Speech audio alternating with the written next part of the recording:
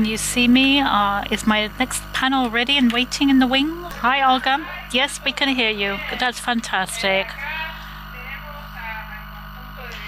Here we have our in-person students and several more who have joined us online, who are listening to us in both Spanish and English. Welcome, everybody. Thank you so much for joining us today. And this is the last leg of our latest edition of the South School of Internet Governance. It's a hybrid edition because some people are joining in person and others are speaking from all over the world. In fact, we have people joining us from Kenya, Europe, and all kinds of different places, the Caribbean too. So thank you very much for joining us. Elena, I'll leave you to present the panelists. I think that we have actually discussed gender gap and diversity in practically every subject we've touched, from the infrastructure to the metaverse. So your panel is, if you like, going to give us a more complete look on a subject that I've been working on for quite a long time. I know it's become more trendy now, but I've really been working very hard to promote it in my area, which is engineering. Thank you, Elena, for helping us with content, and all of you for joining us today. I understand that Desiree will be joining us in English. Elena, over to you, and welcome everybody. Thank you. Thank you, Olga. It's a real pleasure to be here again. And so wonderful to be able to respond to your invitation with my dear friends to be together on this panel. And it's really nice to hear what you've just said, because indeed gender is a sectoral issue, cross-sectoral. I believe that's something that we need to discuss in every area. I don't think that any area is complete if we don't discuss gender-related subjects. So without further ado, I'd like to introduce you to the members of this first-class panel.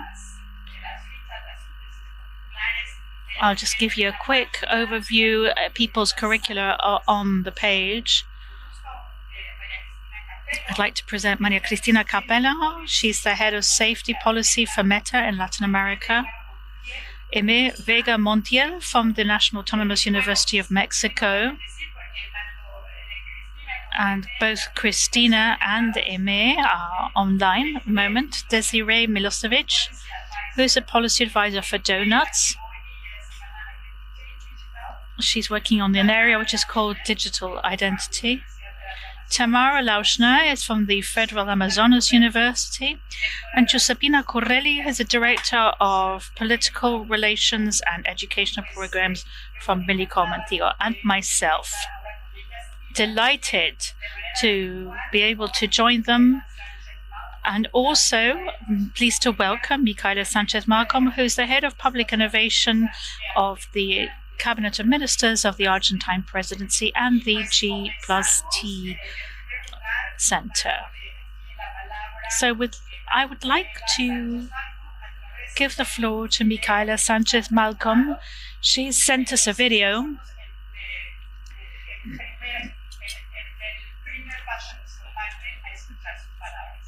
Let's hear from Micaela.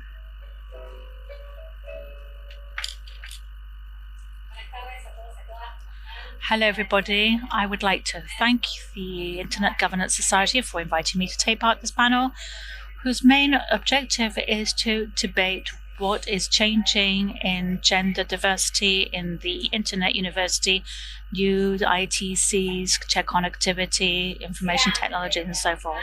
Before we start, I'd like to say hi to the 200 students taking part.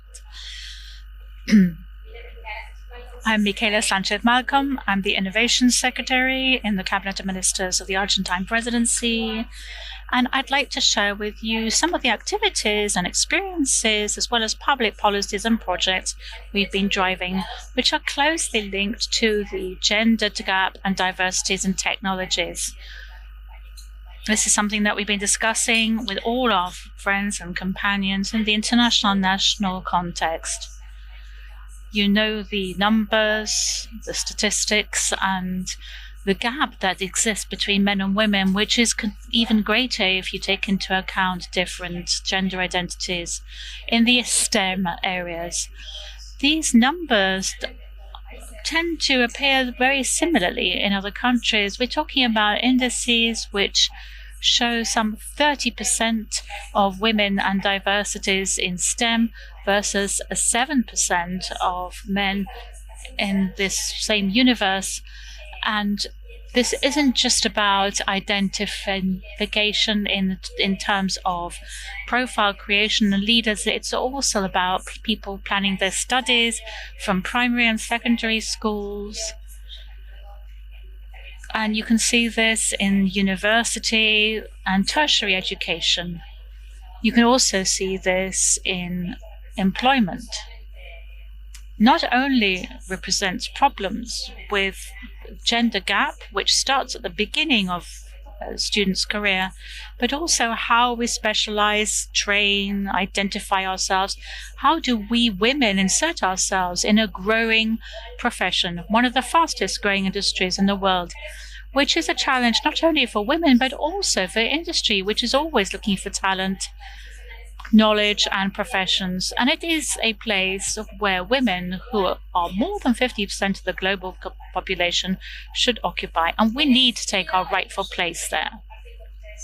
The project we wanted to share with you today is a collective and collaborative project with many women involved, which is our Technology, Diversity and Gender Center.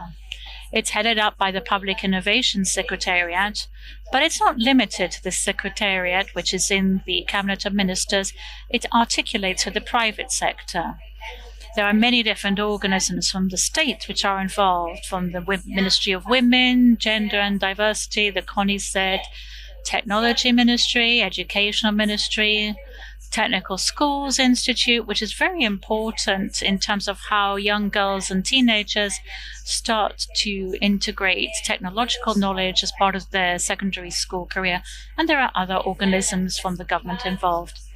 In terms of the private sector, we are working with many different national and international companies, including with Claro, Telefónico, Personal, Huawei, Nokia. These are telephony companies, Ericsson, Globant, Microsoft, Amazon Web Services, Meta, TechnoRed, Google, and YPF Foundation, and international organizations as the the Telecommunications Union.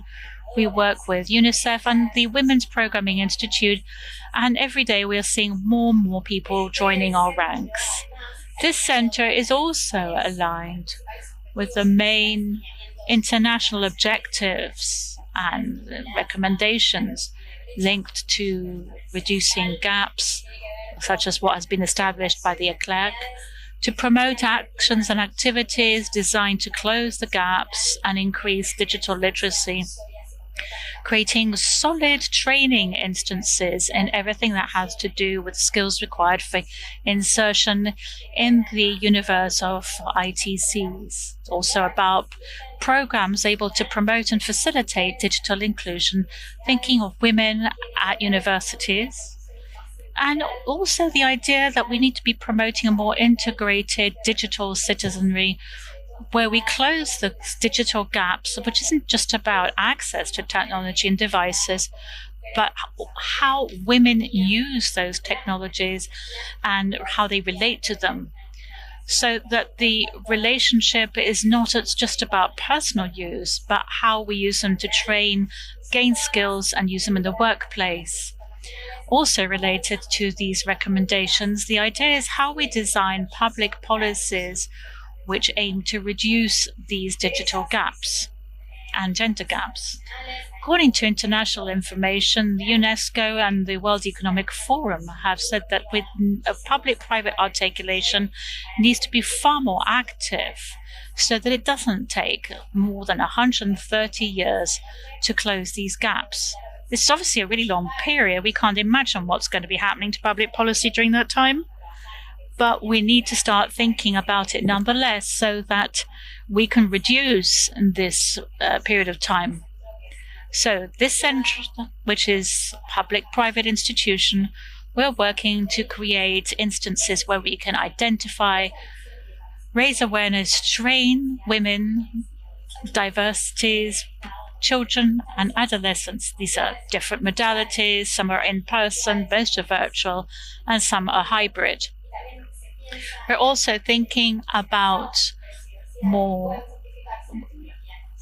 different kinds of professional profiles which use 5G in the cloud. As I said, we are relying on the commitment and collaboration of the private sector, who are major reference at international level. And we believe that we will be able to continue to add more and more initiatives to enable Argentina and indeed the world to think how we can expand our activities to reach the entire region. Our country has 24 different jurisdictions, over 2,300 municipal governments, where there's a great disparity in terms of economy and geopolitical differences. Now, we are working to be able to federalize the resources we have available. So we're developing these agreements with provincial governments to make sure that they have access to different contexts through the Innovation Secretariat, to be able to train women, teenagers and children, young girls, so that they are trained at their homes, to create a virtuous circle of training and to professionalize women and universities. Once again, I would like to thank the Internet Governance School for inviting me to take part, and from the Public Innovation Secretariat, I invite you to help us in articulating state, public and private policies.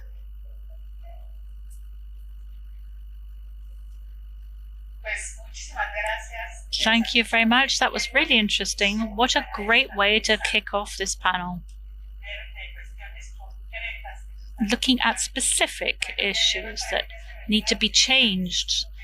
This reality, obviously before 130 years are up, we can't possibly imagine that 130 years will do. I would like to briefly present our panelists. And I want to start by talking about some figures. I know that we all work in this area. Many of our students also do. But I just think that we ought to put these on the table. They need to be repeated.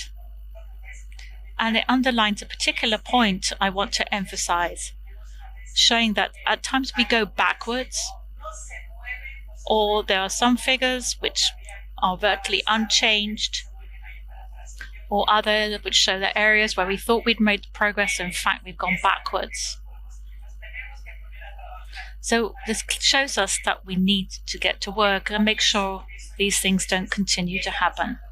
So what about the gender gap in the ITCs? What is changing and what's not changing? We have repeated ad nauseum what the situation is regarding digital adoption, that not everybody is ready to do this. There's some people who've done that, probably not find it very easy, and many others who've just been left behind. And this just exacerbates the gaps. When we're talking about digital exclusion, it's not just about this sphere. It means economic and social exclusion as well. It means that social mobility possibilities are limited, particularly the possibility of accessing a better future. what's become glaringly obvious is that inequality in our societies makes us more vulnerable. When something happens, this is a very weak point of our societies, and inequality, when faced with a crisis, is often reflected in even greater inequality. And what we see is that we're actually going backwards with regard to these gaps. We need to start measuring these gaps in many different spheres. So we see that the gender gap is, with regard to the use of digital technologies, is really big. It's actually got bigger between 2020 and 2021. That means we went backwards with regard to women using internet compared with men. Also, the gender gap with regard to the use of smartphones grew as well, because this really determines the way in which women use internet.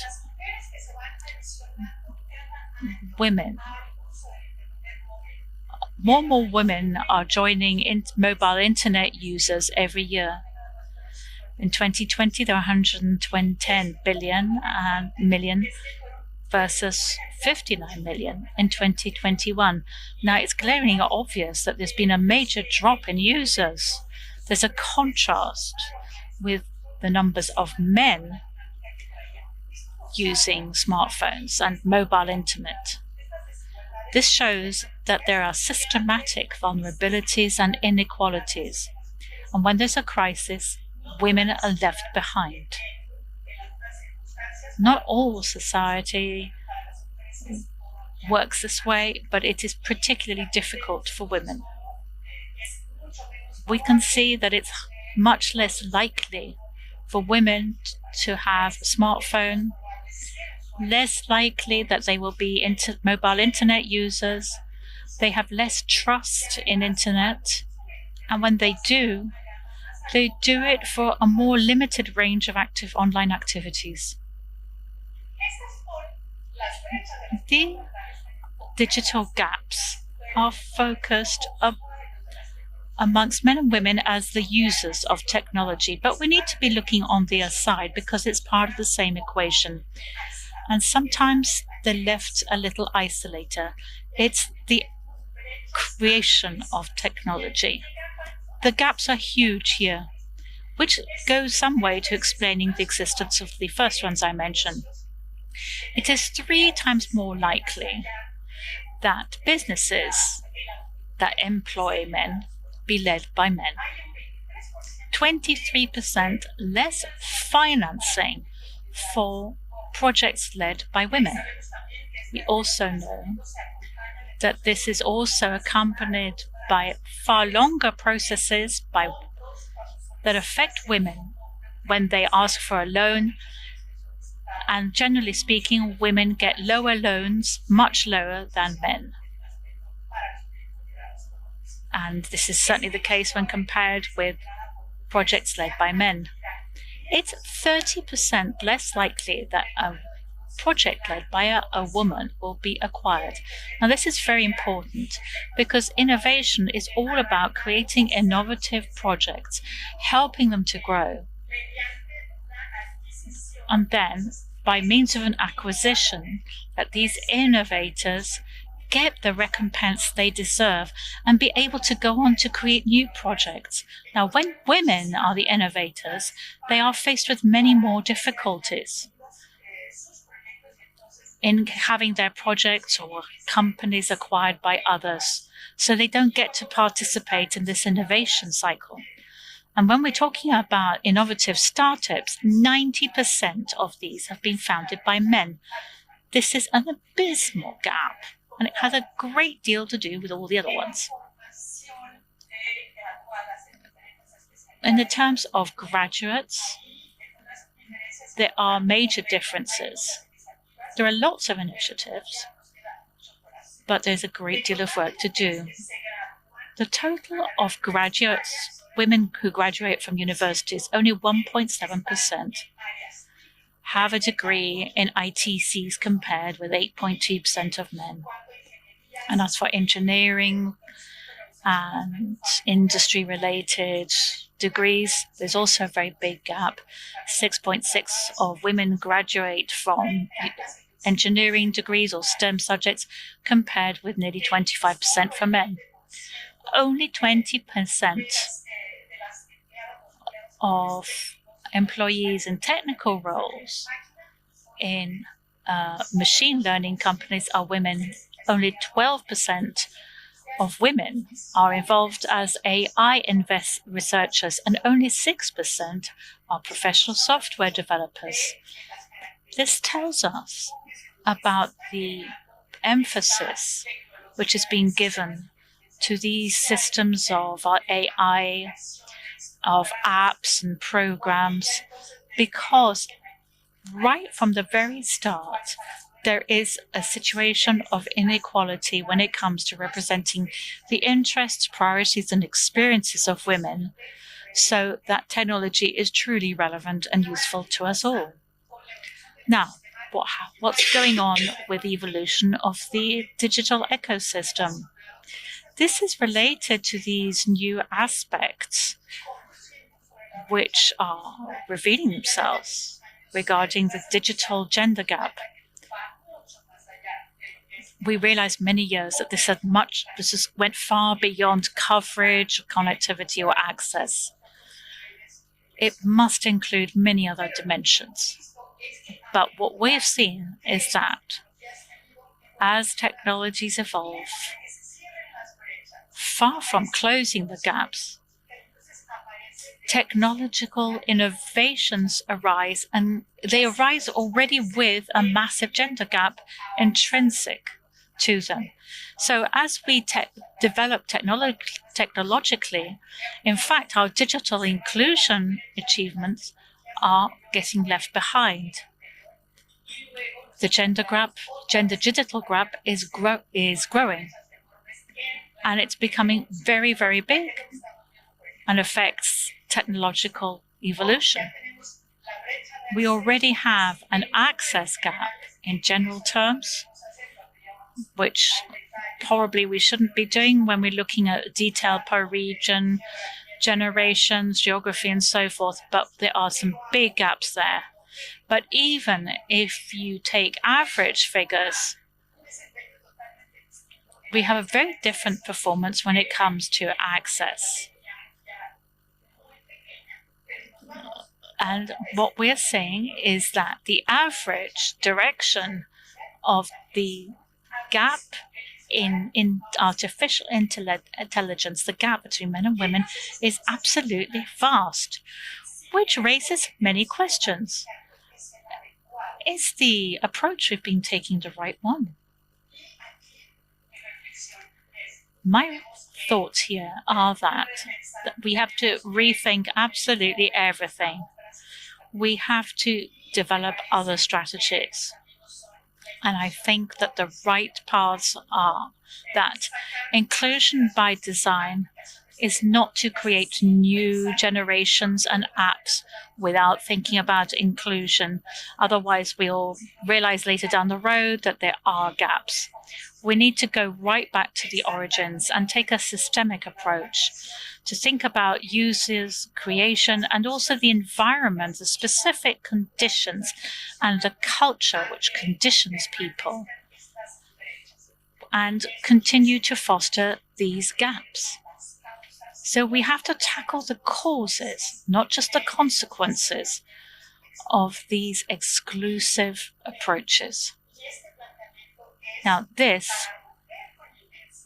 would break with inertia and create a virtuous circle, because only with systemic inclusion will we be able to create a very different dynamic to the one currently in place, giving us self-sustaining permanent results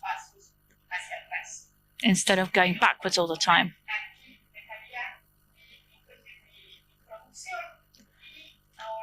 Well, that's it from me. I would like to move on to our guests on the panel.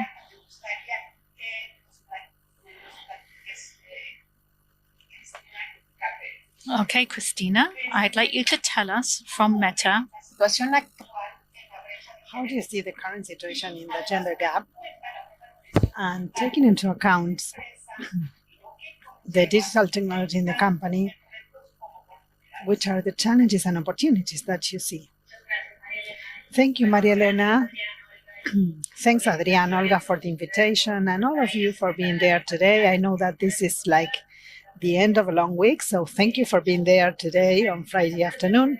My name is Maria Cristina Capello. I am a leader in the Meta area in Latin America. So I have like two answers for your question, Maria Elena. One is that I was asking our teams on economic empowerment, and we understand a little bit more about how women are using our platforms. So the data we have from the pandemic and the last couple of years are showing like a mixed scenario, as you were saying.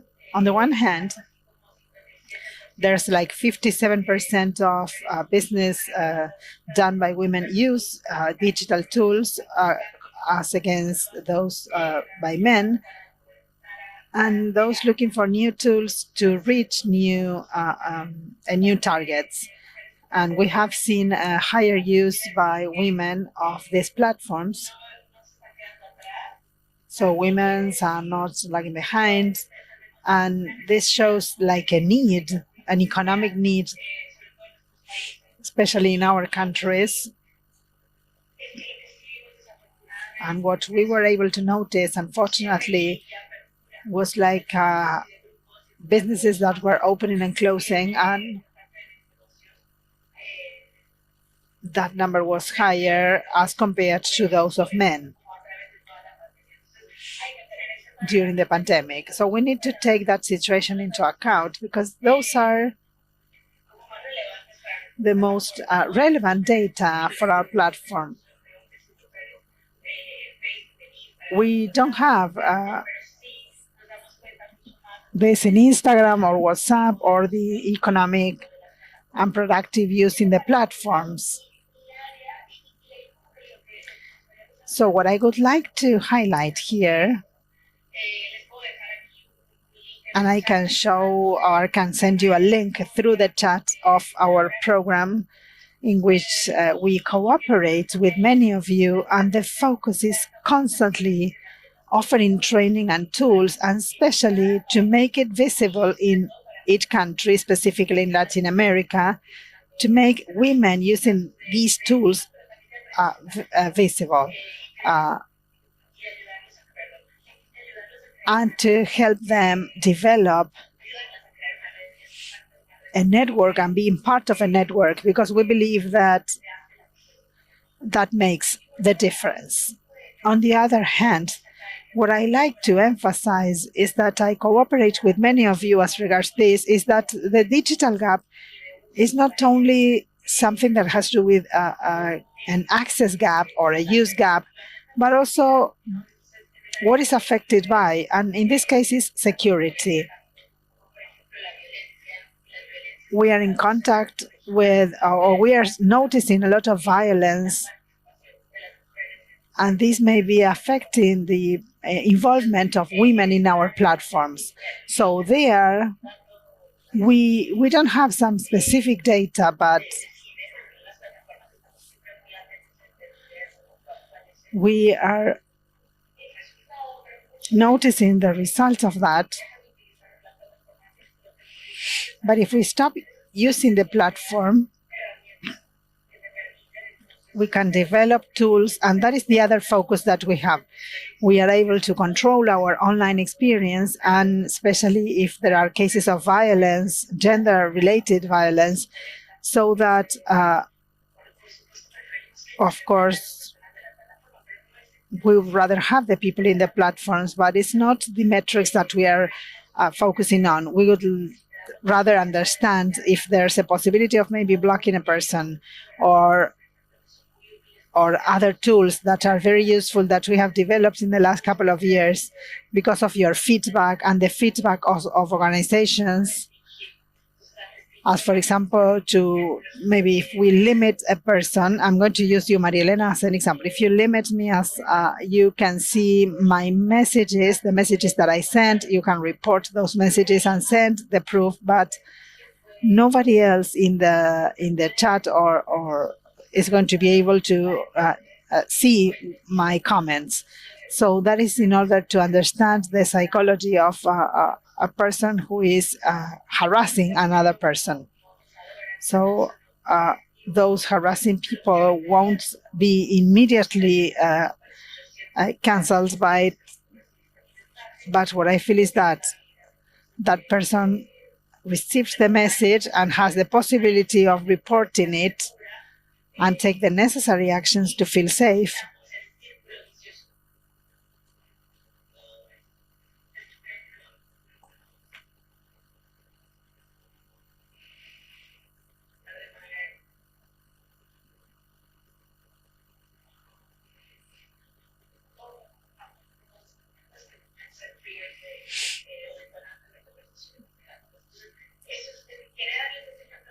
So I wanted to give you that example because it is the way in which we are developing new tools, thinking about lowering that use gap by understanding how violence operates in the digital world, specifically for vulnerable groups such as women. So I always like to think about those examples so as to understand it, and especially for you that are learning a little bit about how the different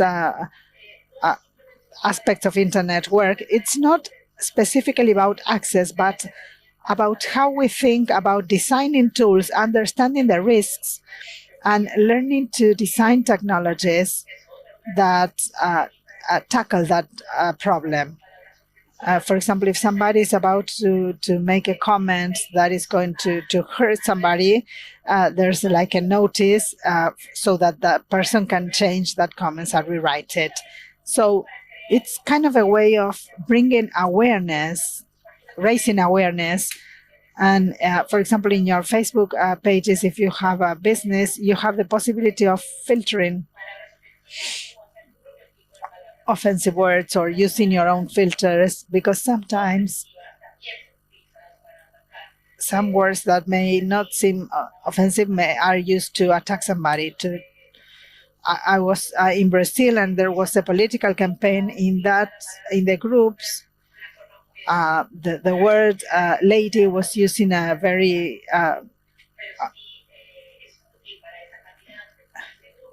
in a bad way, although it is not a word that may be offensive, but it's a way of controlling comments and chats, because it has to do with campaigns and ideas, but not attacking other people. So those were just examples to think a little bit about the design of new opportunities and redesigning things on the internet from the perspective of the use and what could be wrong and how to tackle it. Thank you. Thank you. It was so good that you mentioned violence, digital violence, because although these technologies have a huge capacity to include groups and people that are vulnerable, those can also be used to or for new ways of violence in the net, and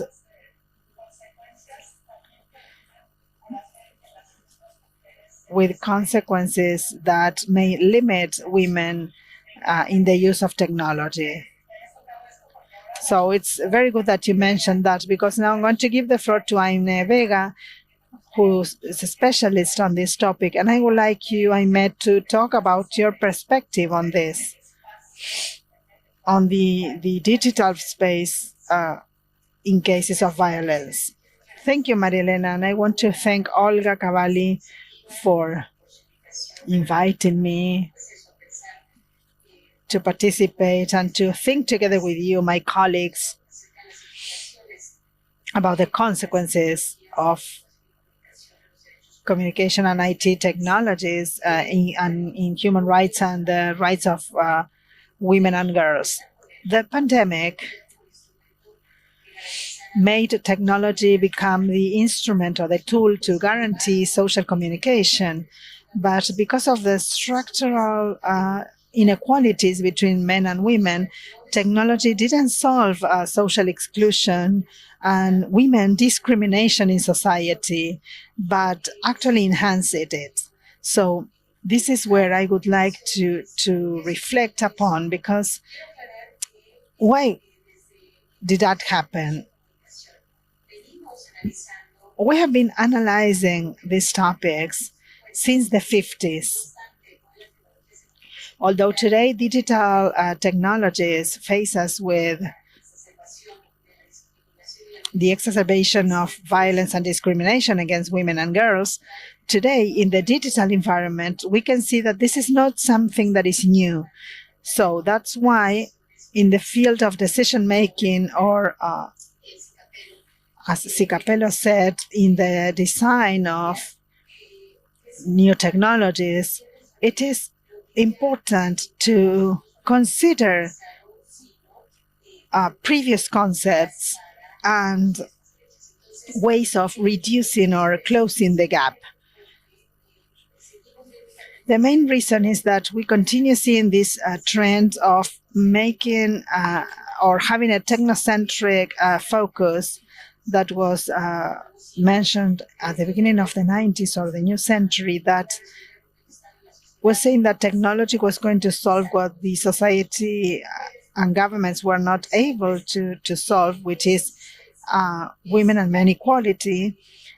And that is what continues to increase the digital gap. So what do we need? We need to understand that in order for technology to work, we need to make structural changes protecting human rights for women and girls. Because of that technocentric focus, there's been an increase in violence against women through digital communication technologies, and agencies such as the European Parliament identify at least 18 kinds of digital violence against women and girls associated to these specific ways of designing or the specific ways that those using violence have. We are talking about criminal organizations, not persons, individual people, but organizations that operate to perpetrate different kind of violence against women. Another thing is that we need to think that in the case of new technologies, for example, virtual reality, AI, which already have some international organizations, regulations, such as the case of the government of Mexico, with some proposal to regulate AI, but that technocentrical focus and not taking into account human rights for women or placing it at the center of the scene would make technological development to continue, but the gaps are going to also continue increasing. Another problem that we see as regards the digital gap is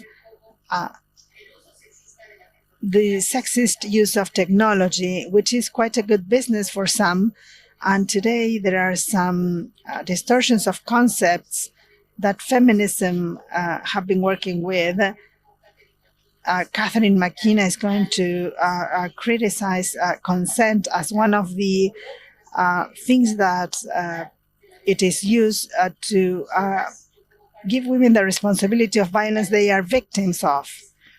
I am part of a group of university women, and what we usually notice in victims asking for our support is that many of them cannot even make a report with the authorities because they say that they consented or they agreed to send their images, their videos. So here is where we notice that this speech of consent associated with safe sexting is actually a trap that is carried out by groups that benefit from sexual exploitation of women. So platforms such as OnlyFans, which was created in the 2016, with the pandemic had or became more important because it identified girls and teenagers as the main target. We can go into TikTok and we can see content of very young and underage girls promoting OnlyFans accounts and to show their images and videos in order to make money through that platform. And for example, in Mexico, in the National Observatory, they noticed that during the pandemic there was an increase in the disappearance of women and girls, that some organized crime groups used these networks or these social media in order to get those girls. And there's a connection between the use of technologies and the speed of these technologies in order to violate women's human rights. So good intentions of technology companies are going to be facing neoliberalism that today face the exploitation of women or find this exploitation of women through technologies as a good business. Another thing is intellectual property. We are going to see how many women's communities are used by these companies, because this is associated with businesses such as big data, and the information data that we offer as users is a good business for this kind of companies. Another problem would be the enhancement of hate speech against women associated with the use of technologies. In Mexico, in 2018, we had like a second wave of the Me Too, which was MX, that was the hashtag in Mexico. And we did some research and we were able to see 500,000 tweets in 2 days, and half of them came from women that were victims of violence and were using the hashtag to say that they were violence victims. And the other half were from accounts that were even threatening these women. So what we can see is that this hate speech against women has been against political rights of women in every country, against women that are journalists or advocates of human rights. So I'm going to conclude this first part by saying that to continue thinking that technology in itself is going to help us to develop an alternative reality or a happy world, or the cyber subject, is not going to happen. Why? Because the structure in which this technology and our relationship with this technology takes place is a patriarchal structure which is based on neoliberalism, and these structures are benefiting those who favor from women and girls' exploitation in society. Thank you, Amy. You've touched upon some extremely important points of great concern, which really throw the situation into relief. Clearly, it's very important to be self-critical, to be able to correct the situation. These are terrible phenomena which are continuing to happen. Today we are joined by Desiree Milosevic. I'd like her to tell us a little bit about the gender perspective, specifically about certain technological aspects, and the focus, the fact that we need to have a comprehensive focus.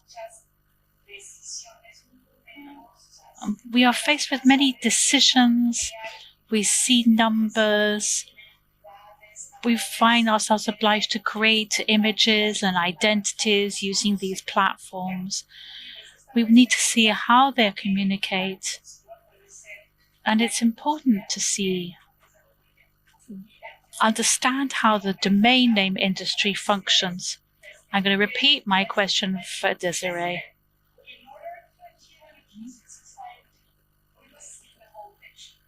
The adoption, design, and creation of technology, which includes numerous decisions such as creating a brand identity through web pages and platforms, and then communicating it. From this perspective, how inclusive is the domain name industry? Bom dia a todos, and thank you, Ellen, in asking me the question in English. And I'd like to thank also Olga and congratulate everyone on another South School of Internet Governance. But to answer your question, I'll just say a few words about the Internet domain name industry. I've started myself working in the Internet industry back in 1993 when there were very few women. And since then, I worked in other parts of tech industry, and I was very privy to chair the board of CCTLD, serve on the board of the Internet Society, be a special advisor to the UN Internet Governance Forum, multi-stakeholder advisory group chair, and participate in the IETF meetings and see the ecosystem you mentioned, this digital ecosystem from all different perspectives. And many of these organizations, like today, the one I present here, have contributed to having a stable internet and running a stable infrastructure that we all rely upon. And that has been a really, wonderful cooperation that we usually do not see. But a real interesting gender gap that we are talking about today in ICT and in the tech industry does exist. And for example, in the DNS industry, my first ICANN meeting was back in 1993, and I could count on my fingers 3 women that were attending the meeting. And today it has really changed a lot to better. We have, and how do we say that? It's not just numbers, but women in leadership positions, including Olga and many others. We have women on the board of the Internet Corporations for Names and Numbers. And the first woman was a chair back in 1999, or the chair of the board. It would be nice to see another woman being the chair. And the CEO has never been a woman. So there's your stretch goal there for the DNS industry. Also, I think it's important to say that women in leadership position are there because they have undeniably good knowledge and expertise. So I don't want to emphasize on this difference between male and female, but to say they're not there in their position because they are female, but because they have right person to do the right job.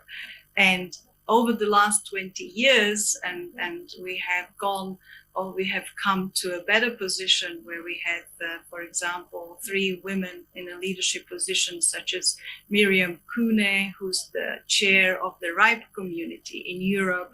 We had Miriam Kuhnewild, who is the chair of was the chair of the IETF board, the Internet Engineering Task Force, and Alisa Cooper as well. And it all somehow came together before the pandemic. And I think these women serve as an example for other women in the industry, in the tech industry, to step up, to take their role and to see a role model as well around. So it is definitely true that the tech, that the gender gap still exists, and the questions that we're trying to answer here today is how do we lower these barriers and how do we get to this inclusive design that you mentioned in the evolution of the digital system earlier on. And certainly one of the things I would like to underline is the power of networking. For example, within the ITF, there is the ITF Sisters group, which is where women only meet to support each other. Within the RIPE community, there was Net Girls. Within the ICANN domain name industry, there's DNS Women support group.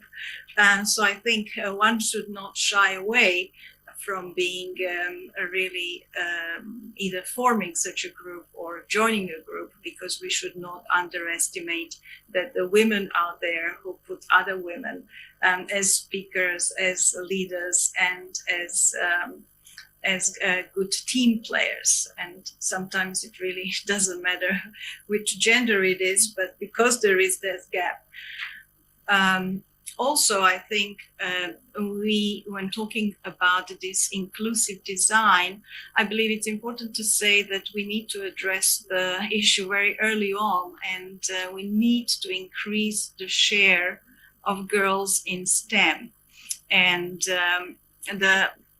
that is a really, I think, important goal. And the UN has started working with their sustainable goal, gender equality number 5. We need to provide women and girls with equal education, but also with equal opportunity and access to this education, and to give them a role and decent work. And it has to start from the very early age. And I think, not to mention representation of women in important leadership roles, such as in political and economic decision-making programs. I think it all starts from the childhood. So I'm really pleased to see there are these targets, and that big companies and tech companies are increasing the number of women who work for them. I think it's up to 33% in these sizable big technology companies, women of workforce. But I am really always keen on emphasizing that we need more women in leadership position, not just as a workforce, and that they need to gain, we as women need to gain a stronger foothold in this new world. And the role models exist, but sometimes we need to remind ourselves always that we have these role models around us everywhere, and that we encourage others and girls to stick with the subjects that they find exciting, or that's fundamental, and for their jobs to find their passion and grow as a person, and that will drive our future.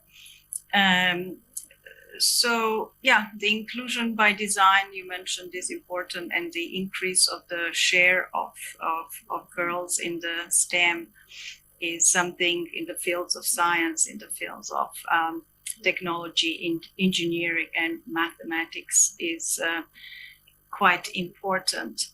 And within, I think you might have another question, so I'll stop here, if I understand well.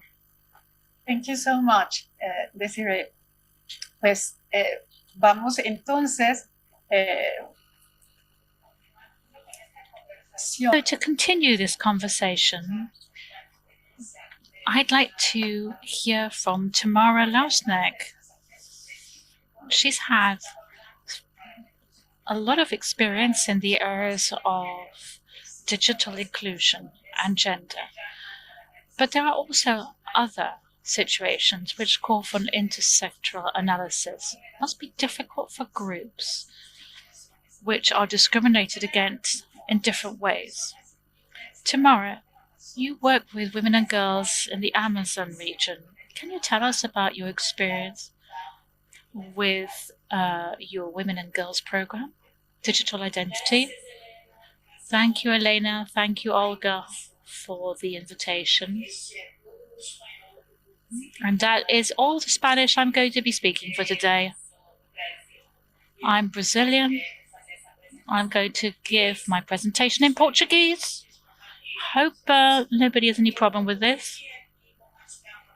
I'm going to share my presentation with you.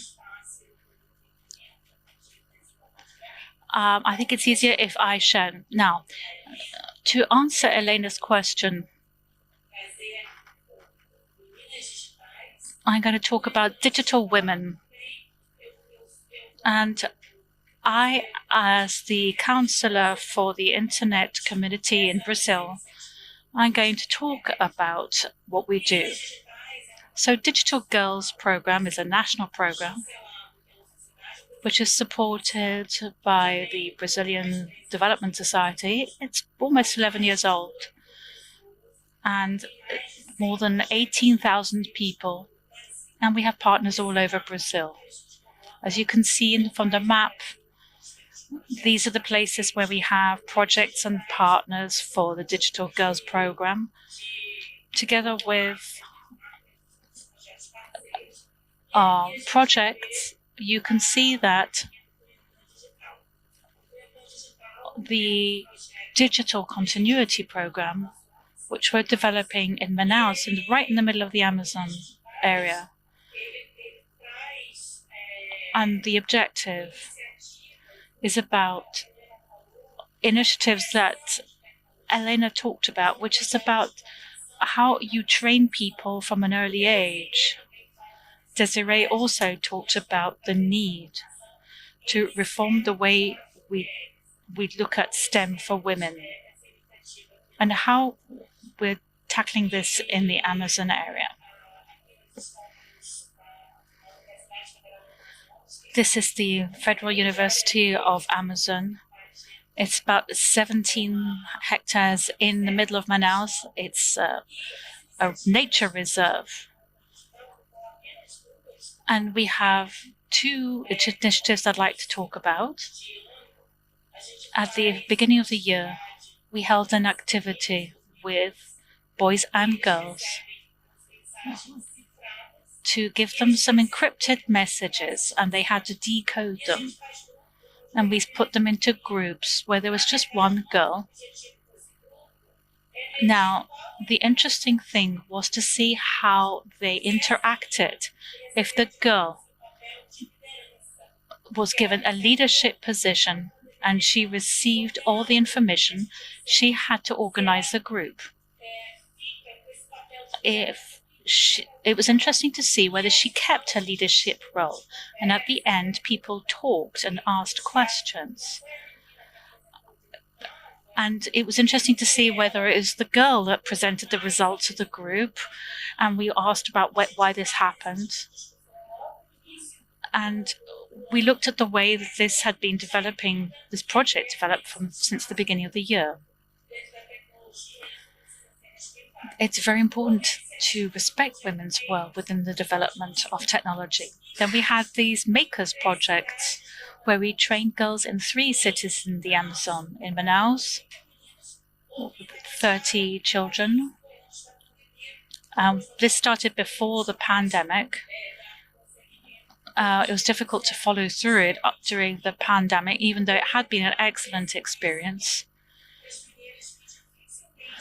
And it was particularly good for the girls, as they had very limited access to STEM training in public schools that had little infrastructure and offered few opportunities. So this is a very good project in digital terms. And within the CGI, there are 3 initiatives with which we're working on. One is a working group on gender and diversity, and we've published 2 books. The second one is particularly interesting, shares our experiences and the exacerbation of the difficulties faced by women during the pandemic. So these are 2 publications which are available on our website. We also held a seminar on diversity and equity And the idea was to get the IGF to participate as well. So we've carried out lots of different kinds of initiatives, whether some of these are more direct than others, to promote the greater participation of girls and women in STEM subjects. So that was just what I wanted to talk about. And thank you once again for giving me the opportunity to share with you and tell you and share with such fantastic women on this panel.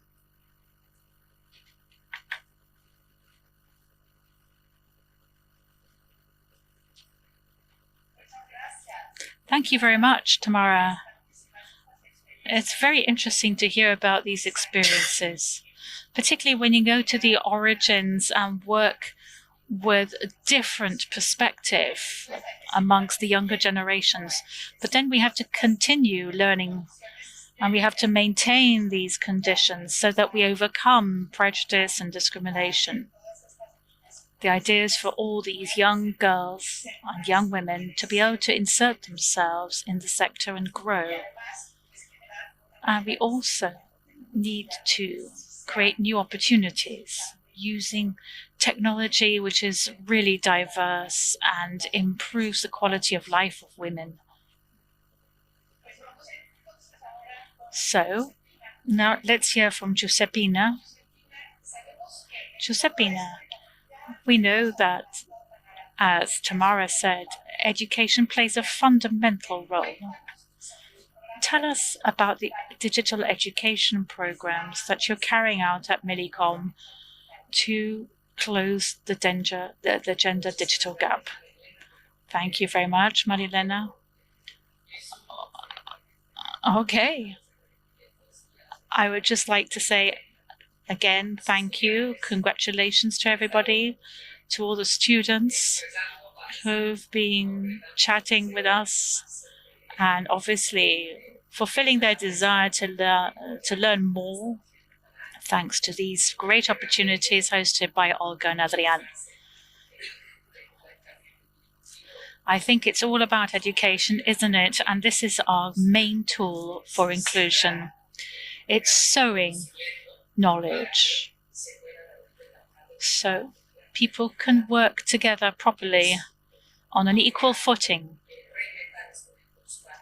without the need to reinvent tools, but to use the right tools properly.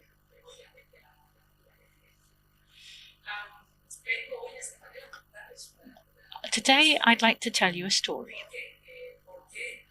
because I don't want to be the only optimist on this panel in a sense. I think that we've had lots of positive messages, but we mustn't forget to share them. We mustn't forget to share what you and so many other women and other organizations have been working on without a break, from the 50s, in fact. So it's also important to put that on the table. I want to talk to you about a telephone operator. And I also want to talk about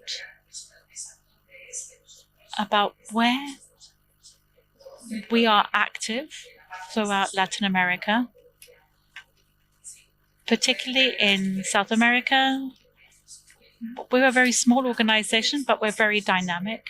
We're quite exposed to the issues of migration, to territorial issues and demographics.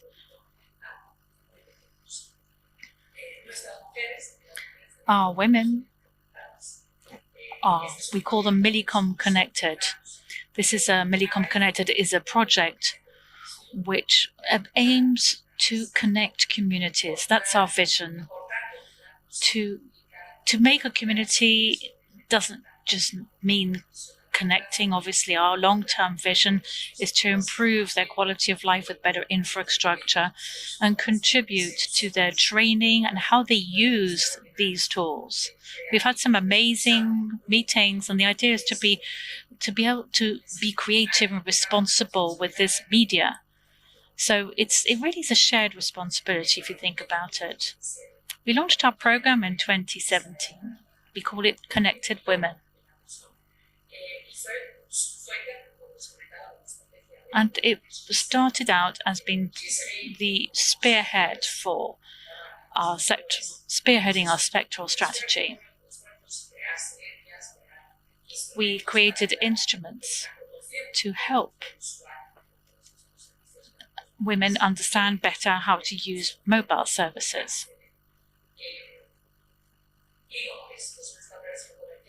Our Tigo, which is our commercial operation in the 9 countries where we operate,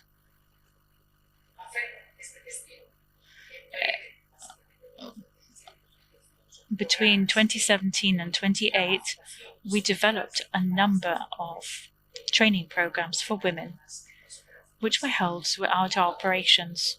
One key point here is that we're talking about collaborating with local partners. Synergy is terribly important with people who know what's going on at local level. What's going on with these women? What are their problems? What needs do they have? So we needed to find answers, or what was happening, why there was only phone in a family, and why women were always the last to have access to a phone, say, or a mobile device. So this program began as a network of partners who started to train women and educate them and show them how to use mobile devices, how to use internet. Now, the problem that we had when we started, and another important part of this is benchmarking, right? We need to talk about the numbers. Even though for 3 or 4 or 7,000, it's always more than 0. So we really need to know that there are always going to be people who benefit from our programs. So benchmarking is important. Obviously, this was helped a great deal by the pandemic. And from these 9 experiences of our Connected Women program, which had started in 2017 with over 100 women involved, we decided to set ourselves a goal, which we've almost reached. As we say, to be continued in our annual report. But when in April 2022, we decided to launch a digital platform and to make these training courses shorter and concentrate them in a single free site, always with a local partner to help us, to create a community of interconnected women. We worked with a specific partner, and we analyzed the preferences and the issues that came up with these different training courses. And we discovered something which was fascinating. The first contact which these women had with the digital world led to them asking us for entrepreneurship tools. So our new platform, which we launched in April, has 4 modules. One is a social media one. One is social networks for my business, how to set up a group, how to contact suppliers. It was quite basic, but that's their first contact with the world of business. But they are personal finances courses and finance courses for running your own business, which were very much in demand. And these are for women who run a little store or who have a craft business. And for whatever digital gap reasons, haven't really had the ability to go online properly. So we're continuing with our digital program. Our participants are mostly over 18. And as well as digitalizing our partners with intensive training so that this virtual modality can be fully taken advantage of, we've also provided this basic tools, which is at least one electronic device, like whether it's a smartphone or a tablet, or any kind of device which can share content. So far, we've reached over 500,000 women with these programs. These are women who've plucked up the courage to ask questions, and they're real pioneers. There aren't actually that many women who are pioneers when you look at the sphere, the context, the environment, and they've really flagged these opportunities for their communities.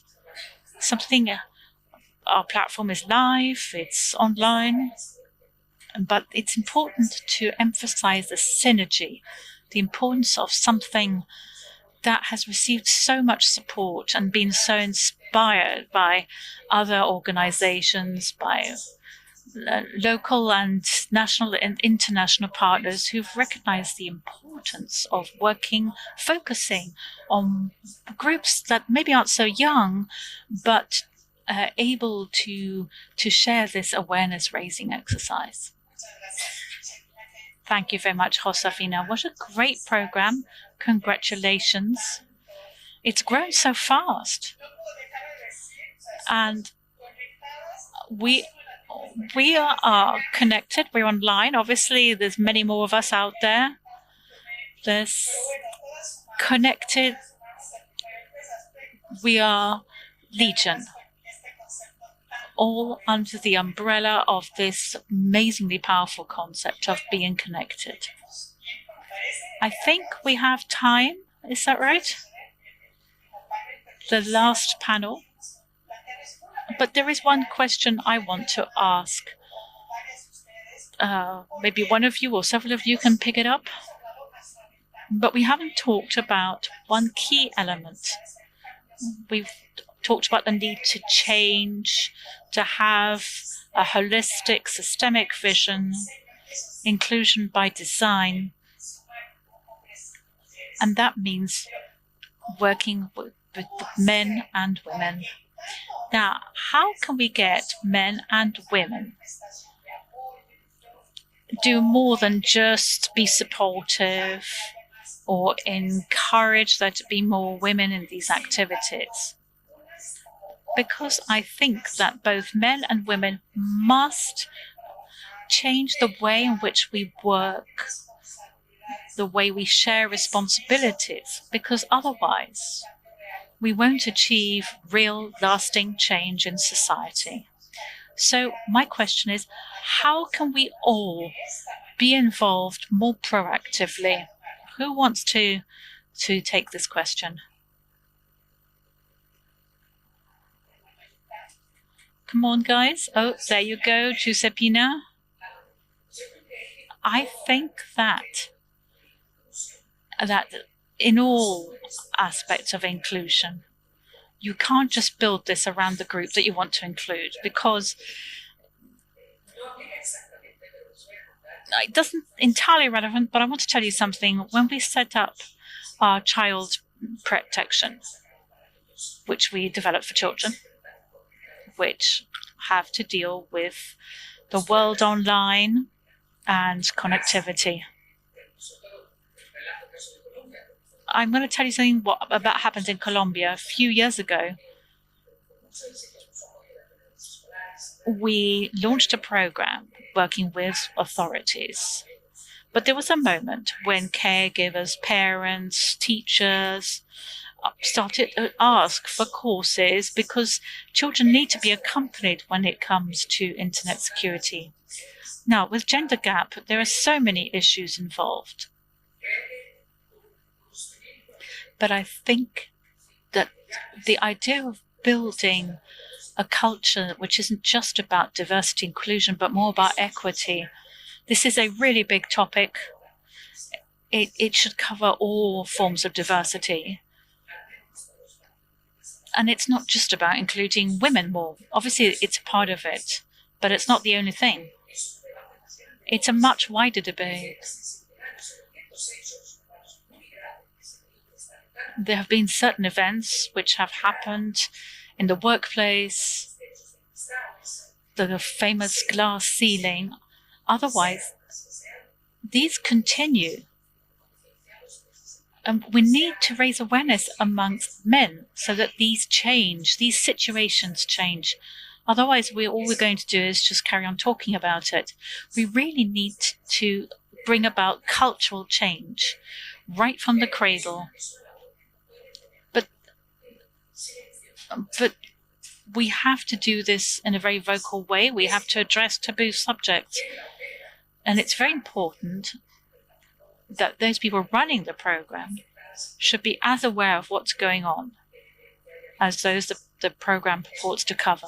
I know it's a very complex subject. Thank you, Josepina. Aime. Yes, it's important to emphasize that feminism has not built the rights of women at the cost of reneging on men's rights. We must understand the origin of equity policies. We have to incorporate them into the platform. In the Medellin Agreement in 1995, or at least after 1975, when we had the first World Conference of Women, and feminists and specialists in different areas, including communication technology, identified how these are scenarios, as I said earlier, where discrimination against women, violence against women, all are structural. So what the Meishin platform proposes is equality between men and women when it comes to public policy making, as well as private sector policies.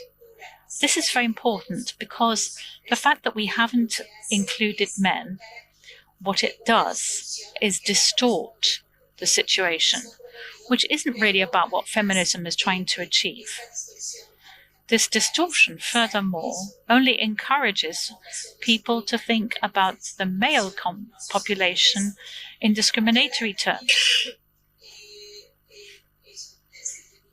From a feminist point of view, what we have defined as our analysis of violence and discrimination against women is that this has been seen as feminism and women's rights have been seen as an assault on male privilege. So I think that we have to continue to talk about this and draw attention to the fact that equity is something that the entire population, including men, must tackle. And when I think in solutions, I think of two principles: the importance of a comprehensive approach. It's not just in the area of technology that we are going to find all the tools to close the digital gap. As I've already said, that is a very short-term vision. From my point of view, it's important at a structural level to cover the issue of the regulatory issue.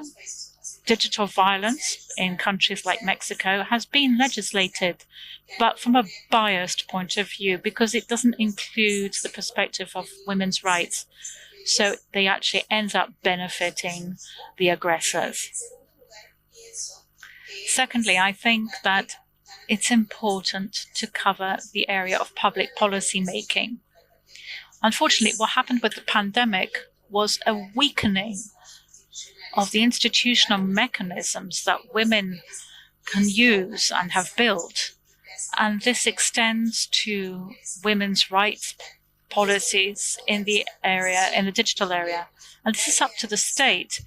Governments, instead of paring down their policies for women's and girls' rights in the digital environment, which are constitutional, should be strengthening and beefing up their budgets and thus their policies. One critical event here is the dimension of education. I was talking about digital violence. The age of the first consumption of pornography has dropped as low as 8 years old. I've said this and agree with NC Capello that this should a very alarming fact about digital violence, and it doesn't help us to address what's going on with children and teenagers. In fact, far from building a point of view that sees them as aggressors, we should be talking about how we as a society should be responsible for helping these populations to define a policy of new technology use and education in this area, which goes beyond just the use of technology per se, because it's more about how to incorporate, how to help children to educate themselves in terms of human rights in the digital environment.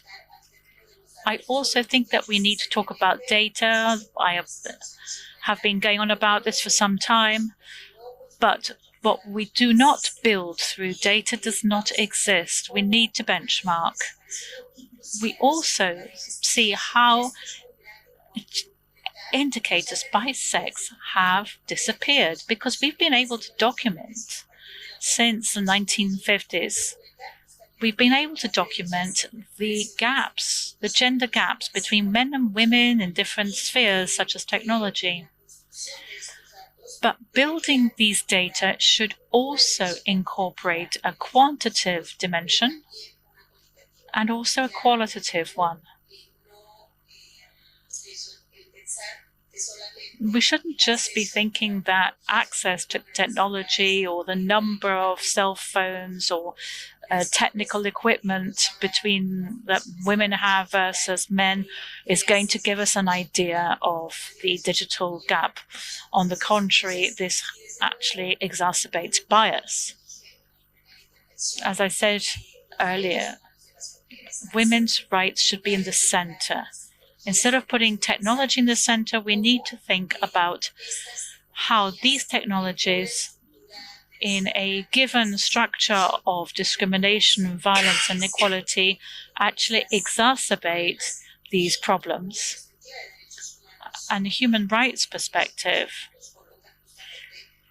actually puts women at the center of the debate.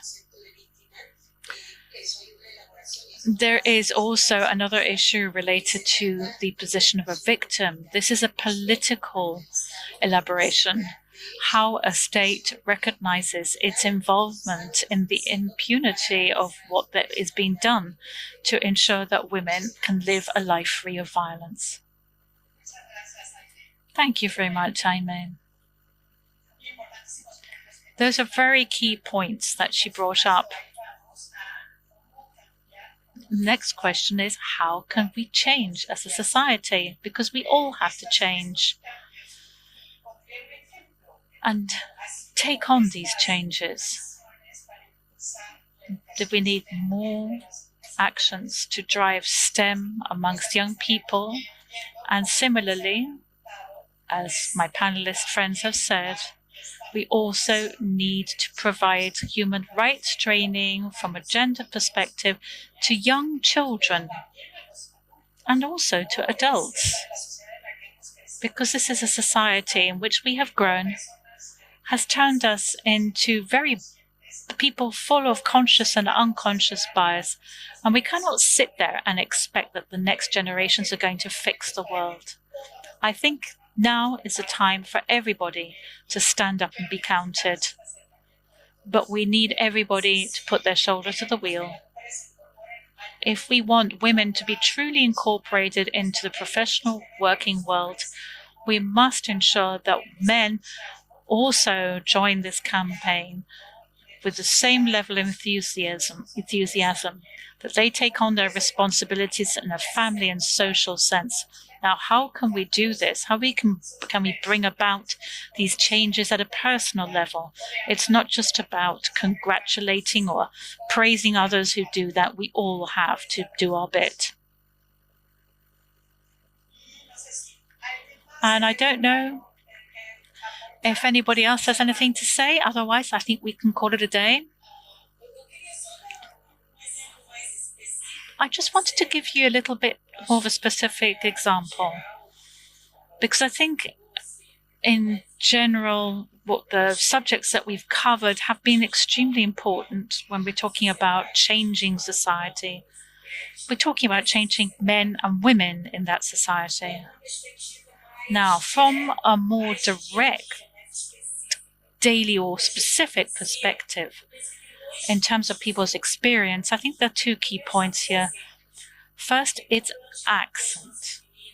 It's important for the examples. Our young girls and women need positive role models, and so do men. If we're talking about daily situations of sexism, times when women are pushed to the back, they're relegated to the second plane. And they actually, what we need are positive role models to inspire other women. And the second thing has to do with food. Now, when there is a situation of abuse or harassment or sexism or discrimination, it's important that when a man or woman hears this complaint, and here I'm talking specifically about a universe where I live, because it's about girls, young girls who are still growing up, they're at university or even or particularly in school. It's really important that when a report is made or when a girl manages to express that she lived a difficult situation, that people have to listen. You should never mistrust what a girl is saying. Never put her in a place of doubt where her word, where she's made to feel that she's guilty. I think the general vision is very important, and this should be incorporated into public policies and also into our daily lives. That's how we can make this work. That's what I wanted to say. Thank you very much. Thank you, Tamara.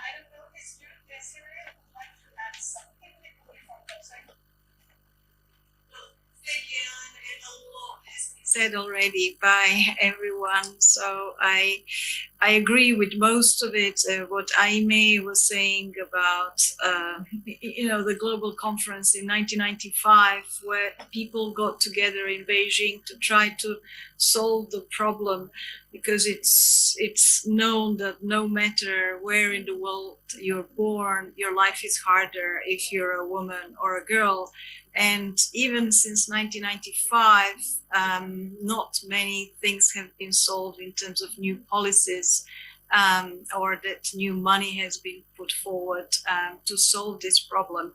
But I think we cannot go away without understanding that gender equality is an economic necessity. And that's what I'd like to just add as parts of closing.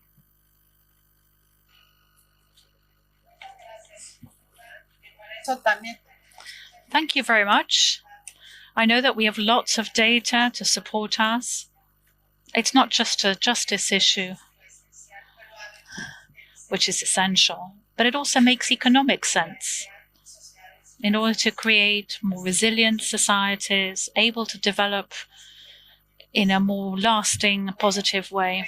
Well, what a great, enriching and fascinating conversation we've had. Thank you very much to everybody who took part in this panel. And a lovely occasion to meet again. Olga, thank you very much for bringing us together in this last talk of the week. Thank you, Olga. Floor goes back to you. Thanks, Elena. Thanks to all in the panel. I remember that 10 years ago, I told something that many people liked, that it was, we are going to go from declaration to action. And at the moment, I felt that we were talking about it, but we needed to do more or to take more certain steps and actions. I liked a lot about what Josephine and Tamara said about the vision and the changes in technology, design, what Desiree and Enzi said. I believe that those are very concrete actions that are not just words. And of course, it is economically important. I've been saying it for a long time. There's lack of skilled labor, and women are 50% of the world, and we are not in the roles that we should be. So I believe that is, of course, economically convenient, and it's not a threat. It wouldn't be a threat for men. On the contrary, it would be a benefit for the society as a whole. There are some raised hands for questions. Can we answer a couple of questions? Do you have a couple of minutes more? Okay. If you have to leave, don't worry. You just say goodbye and you leave.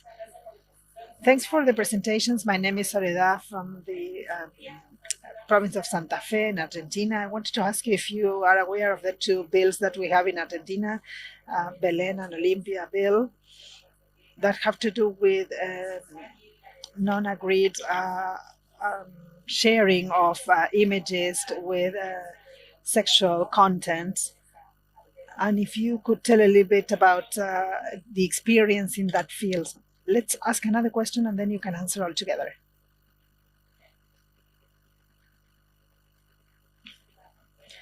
Hello, my name is Patricia from Brazil. I'm a journalist and I would like to know if we could think on an affirmative action policy, such as it is the case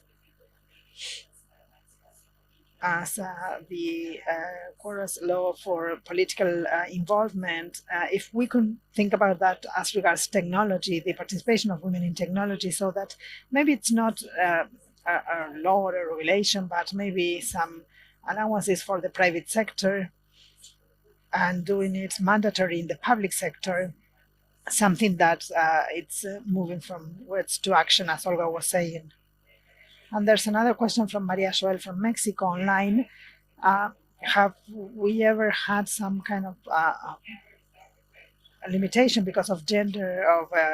And I have a lot of stories about it, but it would take a long time. I'm going to give the floor to you. Aime, would you like to answer the question? Thank you, Maria Elena and Olga and all the colleagues in Argentina. Now, actually, several of us were involved in the debate in the Mexican Congress as regards the definition of the Olympia Act, as you were talking about. From our experience with work of victims of digital violence, what we were warning about is that digital violence, as I was saying, is not only a specific case as it is included in the legislation, which has to do with the distribution of intimate images without consent, but as I was saying, there are at least 18 types of digital violence that are acknowledged. And as Capello has said before, criminal organizations move a step forward always. And they are a step forward of corporations and the law enforcement agencies. And so that's why we insisted that it was a great opportunity. And now that you're going to do it in Argentina, what I would recommend is to mention the fact that there's a need of accepting a comprehensive perspective overview, not only as regards digital violence, but also prevention and damage control in order to work on that. That would be the first piece of advice. And secondly, that this, which was already legislated in Mexico, it was included in the cause in the Act against Human Trafficking, and this actually was also included, and it has a not such a severe punishment in the case of digital violence as it is in the case of human trafficking. I was talking about this concept of consent, which is quite dangerous because the distribution of intimate sexual images without consent is established there. So what we were saying is that consent assumes that women have the same conditions in our sexual relation with men, and this is never the case. So I was using the example of victims that we have had in the feminist digital rights lab. For example, underage women who are extorted by their aggressors, who force them to send intimate images of them with the threat that they would talk to their parents if they don't do it. So when they go to the authorities, the authorities believe that there was consent. So that's why I was saying that one of the warnings was that this comprehensive overview should focus not only on punishment in the, as regards in the legal system, but also we need to include policies that include basic education, because the first people start consuming pornography at 8 years old. So that's why we need public education institutions involvement, as well as private ones, and corporates in the field, as well as agencies that work with women. And this is not the case nowadays. So in summary, what we have seen in Mexico was a process that we called legislative populism, and today an organization in Mexico establishes that more than 80% of these kind of digital violence cases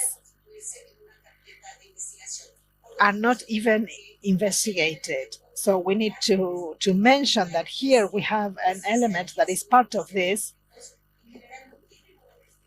and that public ministries do not have a perspective of women human rights, or how these criminal organizations operate in the digital context.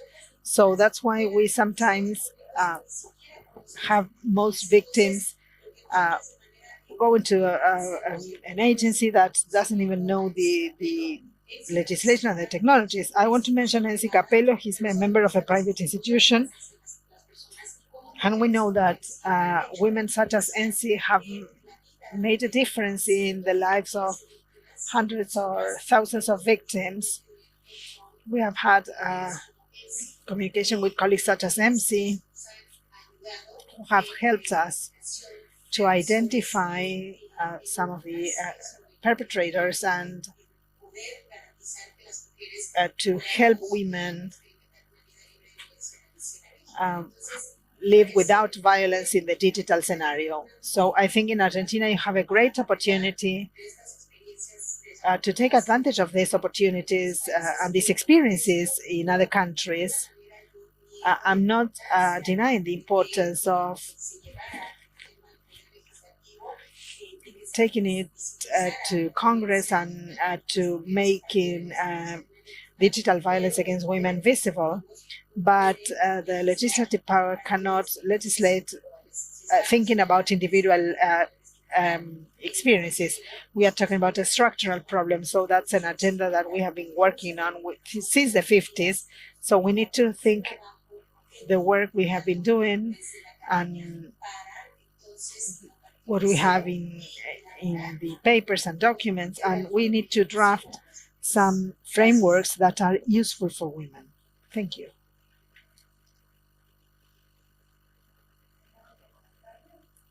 Any other comments? Okay. We have lost a couple of panelists. Okay, it's kind of late. Thank you. A round of applause for Robbie.